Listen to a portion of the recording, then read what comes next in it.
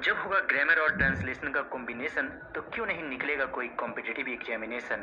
जी हाँ दोस्तों, आज का लेसन बहुत इंटरेस्टिंग होने वाला है, तो आप लोग सभी इस वीडियो को बिल्कुल शुरू से अंत तक देखिए। और यदि आप लोग मेरे चैनल पर नए हैं तो मेरे चैनल को जरूर सब्सक्राइब कर लीजिए। और आज का एक्सरसाइज बहुत इंटरेस्टिंग है। आपके पास दो ऑप्शन है, सही ऑप्शन को सिलेक्ट करना है। Most of the milk now been sold, तो यहाँ पर हैव होगा या हैज। आप लोग भी थोड़ा अपना दिमाग लगाएं। मोस्ट ऑफ द मिल्क, देखिए मिल्क जो है अनकाउंटेबल नाउन है, इसे हम लोग काउंट नहीं कर सकते हैं, और जिसे हम काउंट नहीं कर सकते हैं उसे सिंगुलर फॉर्म में ही मानते हैं, इसलिए यहाँ पर क्या होगा, हैज। ये सही होगा। जब आपको क्यों का आंसर मिल जाता है कि क्यों ऐसा हुआ, तो आपको 100% समझ में आ जाता है और आप किसी भी कॉम्पिटिटिव एग्जाम में भी आसानी से बना सकते हैं। He is a man of word या वर्ड्स, ये बहुत ही कंफ्यूजिंग हो सकता है। He is a man of word, क्या होता है, वर्ड। अब यहाँ सवाल उठता है क्यों, तो इस क्यों का आंसर यह है कि जब वर्ड का मतलब बोली हो या बात हो तो वह हमेशा सिंगुलर फॉर्म में होता है, और जब वर्ड का मतलब शब्द हो तब वो वर्ड्स हो सकता है। यहाँ है he is a man of word, यानी वह अपनी बात का पक्का इंसान है। All the furniture dash been sold, यहाँ पर हैज होगा या हैव, तो यहाँ पर भी जो है हैज होगा। All the furniture has been sold, क्योंकि फर्नीचर जब हम बोलते हैं तो उस फर्नीचर में सब कुछ आ जाता है, इसे सिंगुलर फॉर्म में मानते हैं, कलेक्टिवली मानते हैं, सामूहिक रूप से। फर्नीचर के अंदर सब कुछ आ जाता है। जैसा आप बोलते हैं बर्तन, तो बर्तन के अंदर सब कुछ आ जाता है, ग्लास, कटोरा, प्लेट, हर चीज़ आ जाता है। Politics dash a dirty game, यहाँ इज या आर क्या होना चाहिए, इज। तो कुछ शब्द ऐसे हैं जिसमें पहले से ही एस लगा रहता है, जैसे फिजिक्स, मैथमेटिक्स, उसी तरह पॉलिटिक्स, न्यूज में भी लगा रहता है एस, तो यह हमेशा सिंगुलर होता है। कार आफ्टर कार, यहाँ पर क्या होगा, is coming. Car after car is coming, यानी कि एक के बाद एक कार आ रही है, तो एक एक करके ही आ रही है, इसलिए होगा इज। और हाथ में बहुत पसीना आ रहा है, फैन ऑफ है क्योंकि कोई अलग से साउंड ना आ जाए, इस वजह से। अब हम लोग जो है ए एन द भरने जा रहे हैं, इसे आर्टिकल कहा जाता है। ए और एन को हम लोग इंडिफिनिट आर्टिकल कहते हैं और द को डिफिनिट आर्टिकल कहते हैं। द लगा देने से कोई भी चीज़ डिफिनिट हो जाता है, निश्चित हो जाता है। सी प्लेड, यहाँ पर होगा द। क्यों होगा, तो इस क्यों का जवाब है कि कोई भी वाद्य यंत्र होता है, म्यूजिकल इंस्ट्रूमेंट, तो उसके पहले द ही लगता है। साइलोक वॉज, यहाँ पर होगा अ यूजरर, यहाँ यू वॉवेल है, फिर भी ए होगा क्यों, क्योंकि इसे पढ़ा जाता है यूजरर। इसे आप हिंदी में लिखकर देख सकते हैं, यूजरर। और इसका यो को इंग्लिश में लिखते हैं वाई, जो कि कॉन्सोनेंट है, यानी कि यह वॉवेल जरूर है लेकिन साउंड दे रहा है कॉन्सोनेंट का, इसलिए ए होगा। तो आपको जवाब मिल गया। अब देखिए, gold is a costly metal, ये बिल्कुल आसान है, इसमें ए होगा ही। द वेजिटेबल, इसमें क्या होगा, वेजिटेबल्स भी हमेशा प्लूरल फॉर्म में ही रहता है। The vegetables you sell are rotten, यानी जो आप सब्जी बेच रहे हैं वो सड़ा हुआ है। तो कौन सा, सबका सब्जी तो सड़ा हुआ नहीं है, जो आप बेच रहा है इस चीज़ को हम खास बना रहे हैं, डिफिनिट बना रहे हैं, इसलिए डिफिनिट आर्टिकल यूज होगा, द यूज होगा। ही इज एन MLA होगा। अब एम जो है ये तो कॉन्सोनेंट है, फिर भी एन होगा। एन तो हमेशा वॉवेल के पहले लगता है, AEIOU से शुरू होने वाले शब्द से पहले, लेकिन इसे आप हिंदी में लिखेंगे MLA, तो ये जो ए आ रहा है शुरू में, ए का साउंड दे रहा है, तो ये कॉन्सोनेंट जरूर है लेकिन साउंड ए का आ रहा है, इसलिए एन यूज होगा। उम्मीद करता हूँ कि आप लोगों को समझ में आ गया होगा। अब हम लोग ट्रांसलेशन बनाने जा रहे हैं, जो और भी इंटरेस्टिंग होने वाला है।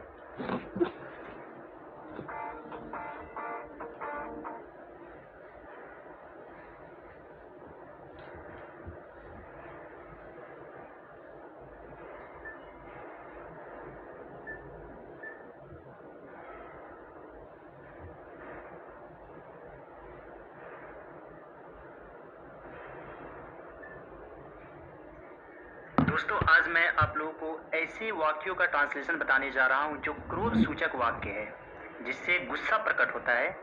जैसे वह क्रोध में है, तो इसे आप कितने तरीके से लिख सकते हैं? जैसे वह क्रोध में है तो ही इज इन एंगर, ये हो गया। दूसरा आप क्या लिख सकते हैं? ही इज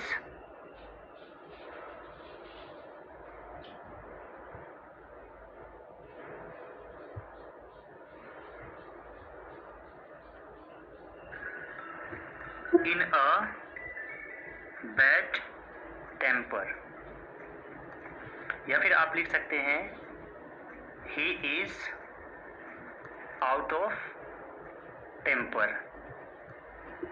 तो आप एक सेंटेंस को कई तरीके से बोल सकते हैं। जैसे वह क्रोधित हो गया, इसे भी हम लोग 3 तरीके से लिखेंगे। सबसे पहला जो टेंस के अनुसार बनेगा, सिंपल पास्ट टेंस, बिकेम हो जाएगा verb two, he became angry. इसके बाद एक फ्रेज होता है फ्लाई इनटू रेज, तो फ्लाई का वर्ब टू हो जाएगा flew, he flew into rage, rage में इसमें गुस्सा होता है। एक और होता है फ्लाई इनटू फ्यूरी, तो उसे भी हम बनाएंगे ही फ्ल्यू इनटू फ्यूरी। आप लोग इस वीडियो को अंत तक जरूर देखिएगा और मेरे चैनल को जरूर सब्सक्राइब कर लीजिए। क्रोध से उसका चेहरा लाल हो उठा, तो उसका चेहरा हिज फेस टर्न्ड रेड, ये भी आप लिख सकते हैं, टर्न्ड रेड विथ एंगर। या फिर आप यह भी लिख सकते हैं his face flamed with anger, आप फ्लेम्ड शब्द का भी यूज कर सकते हैं। उसकी आंखें क्रोध से भरी हुई है, तो इसे हम बनाएंगे his eyes are full of fire, यह एक फ्रेज है, यानी बहुत ही गुस्सा में, फुल ऑफ फायर। वह क्रोध से फट रहा है, तो इसे लिखेंगे he is bursting with anger, he is bursting with anger. अपना रास्ता नापो, गुस्से में हम ये वो टेंस जरूर यूज करते हैं, तो इसे आप लिख सकते हैं go your own way, go your own way. रे मूर्ख, जैसे हम लोग बोलते हैं,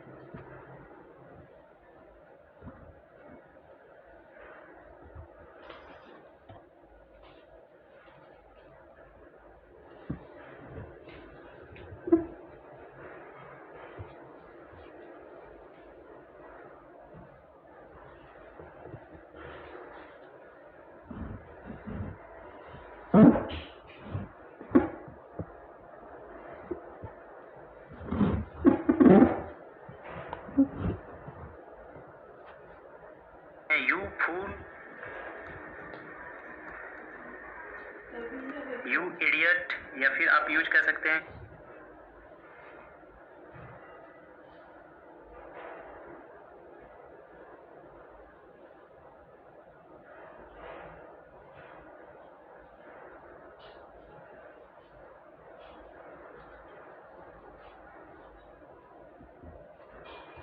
यू ब्लडी फूल।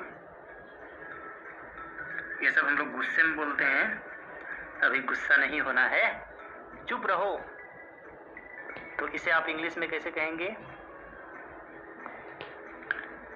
आप शट अप यूज करते हैं, शट अप, या फिर होल्ड योर टंग यूज कर सकते हैं, होल्ड योर टंग। जैसे एक शब्द भी मत बोलो, तो इसे आप कैसे लिख सकते हैं? डोंट अटर अ वर्ड, यानी एक शब्द भी मत बोलो। तुम्हारा मतलब क्या है? तो इसे आप लिख सकते हैं व्हाट द डेविल